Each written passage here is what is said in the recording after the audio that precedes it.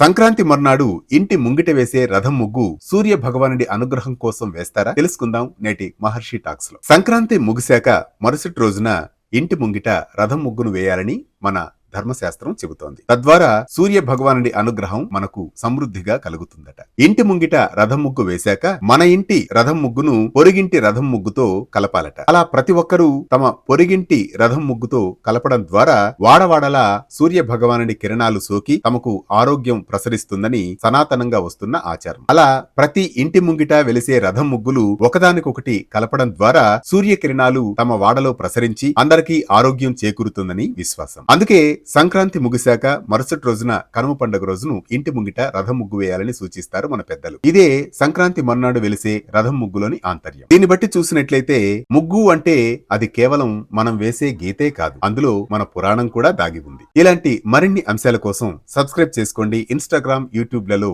మహర్షి talks. మీ RK కొత్తకోటతో. పండుగే కాదు, రోజువారీ విశిష్టత కూడా మిస్ అవుతున్నారా? మన సంప్రదాయం మీ మొబైల్లో వెంటనే డౌన్లోడ్ చేసుకోండి వేటు న్యూస్.